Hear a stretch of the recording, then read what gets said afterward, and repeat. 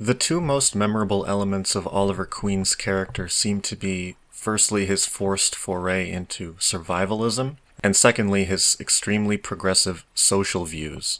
Though the former had been present for decades prior to the latter, and the latter may seem to be an arbitrary addition to his character, I believe there is a lens through which the two coalesce and fit together to serve a central theme for Green Arrow. Jack Kirby may have introduced the island survival part of Green Arrow's origin long before Dennis O'Neil turned him into a hardcore liberal, but I think the two are linked by the abstract idea of poverty. Oliver Queen was affluent before his time on the island, during which he was forced to fend for his life by scavenging for basic necessities. The obvious irony of the story is that a pampered individual had to learn to survive on his own. But the other irony that often goes unnoticed is that a rich person was forced to undergo extreme poverty. A survival scenario is quite similar to living in dire poverty. The only difference is that the difficulty in attaining basic necessities for a survivalist usually comes from their physical environment, what resources are present, and how hard it is to physically attain and make use of them. A person in modern society living in poverty has similar challenges securing shelter and food, but the difficulty comes from a lack of finances and a lack of social support. So it stands to reason that Oliver Queen would be shaken and changed after his stay on the island, not only because of the traumatic ordeal, not only because he learned independence, but also because he learned what deep poverty feels like.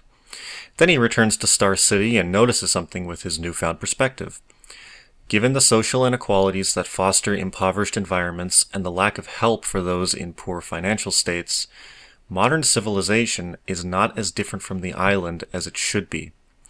Oliver takes up the identity of the Green Arrow to right wrongs in a world that forces some people to behave like survivalists when they should never have to. The sight of a homeless person would tear Oliver apart.